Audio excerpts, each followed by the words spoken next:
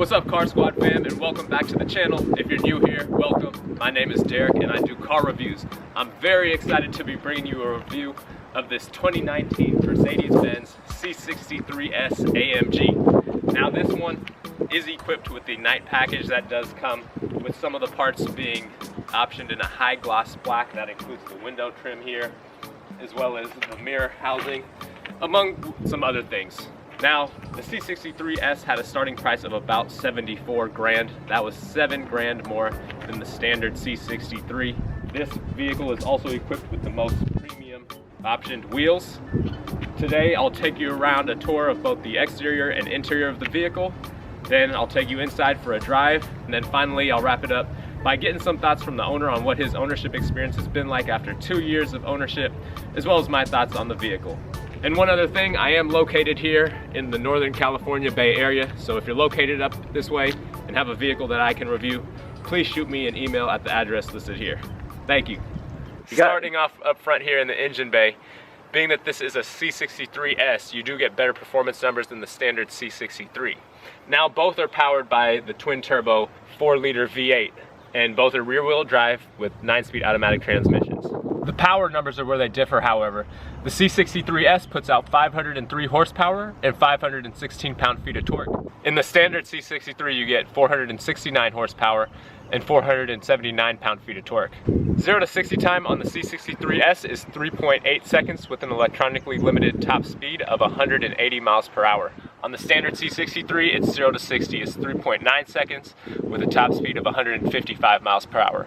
As far as gas mileage goes, you get 19 miles per gallon in the city, 27 on the highway for a combined 21 miles per gallon, which isn't bad. However, the owner says that's not very accurate. It's quite a bit less than that. All right, so as we move around to the back of the C63S, you'll see the pipes back here, and they sound quite good. I'll put an exhaust clip in here so you can hear what it sounds like.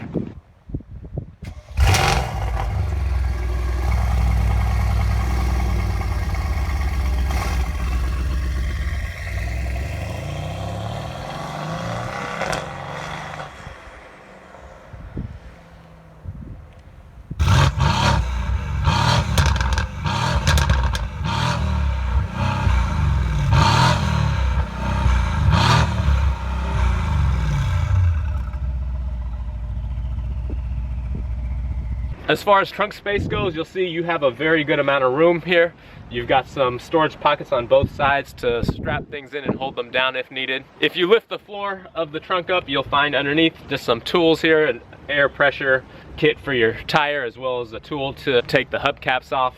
You also have the ability to pull on these tabs here to release the back seats if you wanted to store bigger items in your C63S if you were making some hardware runs. All right, so moving into the back seat of the C63S, I am 6'1". The driver's seat is set to the driver's position. He's 6 foot. It's a little tight to get in, but once back here, I'm all right. I could probably be okay on like an hour-long road trip. Probably wouldn't want to be on something much longer than that. As far as spacing for other people, I think this vehicle is best for 4 people. The center seat with the large center hump makes it a little tough for anyone to sit there. The seats themselves are very comfortable compared to BMWs that I've been in. These are much more soft and just like more comfortable ride it feels. As far as features go back here, you don't really have any features. You just got some air vents, which you can either open or close from back here. And then you do have the center armrest, which folds down. You have 2 cup holders, which pop out and open. And then you do have a little storage center above that if you open it up. All right, so now moving into the driver's seat of the C63S AMG. Starting off on the door panel here, you'll find all your traditional lock, unlock, window switches, mirror controls. You'll also find your control for your heated seats. If you had ventilated seats, it would be right here where the blank position is. You also have all your seat adjustments, and you have a lot of adjustments here, so you can really find your ideal driving position. Down below that, you'll find a pocket for storage, as well as a cup holder, and then your trunk release button as well. So in the interior here, you do have a good amount of storage space. If you press this, the center armrest folds open and you've got a decent amount of space there.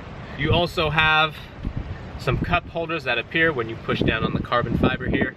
And you've also got a little pocket in the back for wireless charging for your cell phone, as well as a USB port to the right of that. As far as the center console, It's a very clean look. You've got your 3 air vents. Just below, you've got all your controls for the air vents. Nothing complicated about using them or getting them set up. You've got your infotainment screen. It's not touchscreen. It's instead controlled from this wheel here. You can just scroll left and right, push the wheel left and right or up and down, and then if you actually push down on the wheel, that will make your selection. So very simple and easy to use once you get the hang of it. Alongside that wheel, you'll find different controls here. So on the left side here, you've got some performance settings as far as if you want to drive the car in manual mode or not, your driving mode selector, as well as your suspension and traction control button.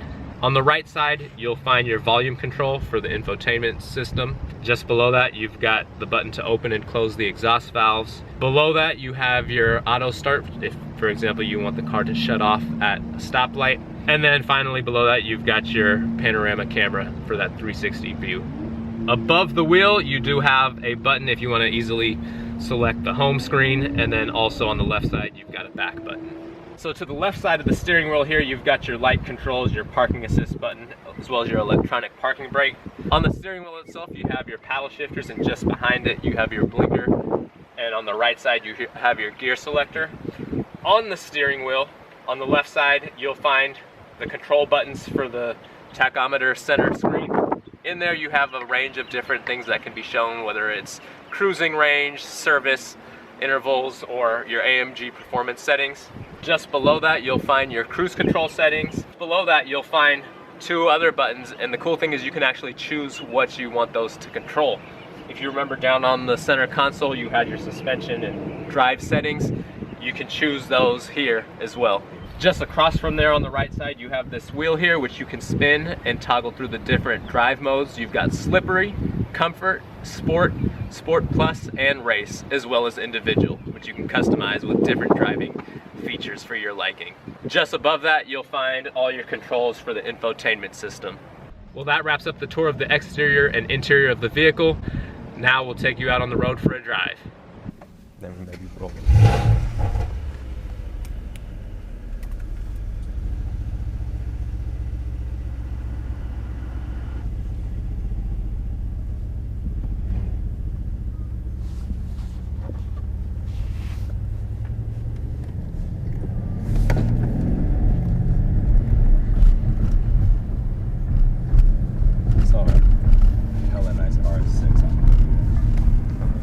Nice. I was pushing it and I was like, ooh, sounds great. Yeah. I just really like Audis for their all-wheel drive. I kind of wish I had all-wheel drive. Handling is... well, I just can't take this like anywhere outside of like the bay. Yeah. Like the Tahoe or something. Is this just driving or is it already talking again? Nah, no talking. This is all just driving point of view.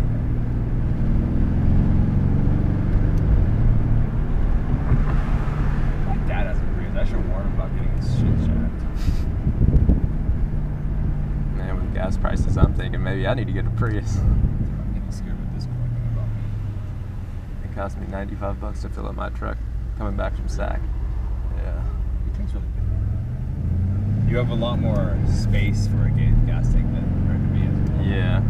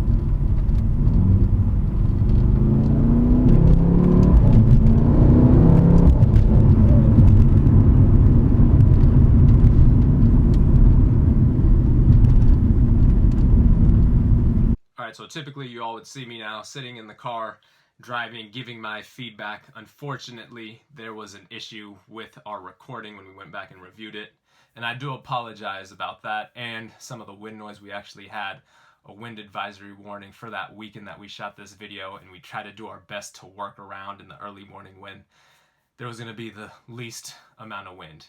I was able to talk to the owner though and get some of his thoughts on ownership and also how he came to deciding on the C63S. Before the C63S, he did own a 340i BMW, and he was always planning to go on to the M3 from there.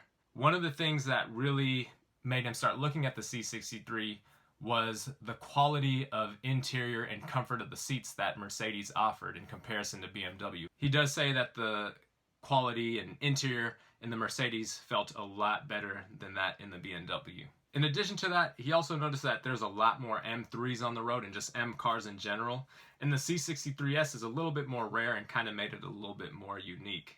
With that being said, one of the things he likes and one of the things that I did notice is the C63S gets respect from fellow car people. However, people who don't know cars aren't going to notice it like they would a bright yellow Ferrari or bright red Lamborghini. So it allows them to stay a little bit more under the radar, which he does like. The big thing that sold him on this car though was the exhaust sound. He said that was the big selling point, and I mean, you can't blame him. You all saw and heard the exhaust clips that I put in, and it does sound really, really good. And touching on that, I should say, from our drive, I noticed that you can hear the exhaust, it sounds good, but it's not overwhelming and it doesn't drown out, being able to have a conversation in the interior of the vehicle. So that was a very nice thing. I, of course, asked him about the 9-speed transmission and if he feels that that is too much. He said people do complain about it, but he's gotten used to it and doesn't have any issue or complaints about it at all. As far as maintenance goes, he's had it for 2 years. He's able to walk to work, so he really babies and takes care of this car. And he hasn't had any surprise maintenance issues or anything come up. Of course, an oil change is a little bit more costly at about $200, and he says it does drink a lot of oil, but in his words, it is the price that you pay to play, and you do get what you pay for. As far as my thoughts on the vehicle, I really loved reviewing it and going for the ride in it. It was an awesome car. And the thing that stood out the most to me was how comfortable it was. You think it's a sports car, you think it's going to be rough and throw you around and beat your body up. It did not at all. Riding in the front seat, I could find myself being very comfortable there for a long, multiple hour road trip. The back seat, obviously, like I said, is a little smaller for someone my size, but if you're maybe 5'9", 5'10", maybe you're less and your driver is 6 feet or under, I think you could get by being comfortable in there. In addition to that, you get the functionality, those 4 seats and the trunk space. So very functional car. Obviously the gas mileage isn't the best when you look at what the actual numbers that he gets are. But if you're looking for performance, fun, and something that you can still, take kids to school and make a run to the grocery store, and it allows you to do all of that. I highly suggest, if you haven't already, trying to go take a ride in one of these C63S's. It is a ton of fun. It is an awesome experience. And that engine, that handcrafted bi-turbo V8, will be music to your ears. Thank you again to the owner for allowing us to review this vehicle. I appreciate you all taking the time to watch the video. I hope you enjoyed it. If you did, please make sure you leave a like, comment, and subscribe if you're not already, to make sure you're part of the Car Squad fam and not missing out on other videos like this. And also be sure to give a follow on Instagram at Car Squad TV. Thanks for tuning in, and I'll catch you next time.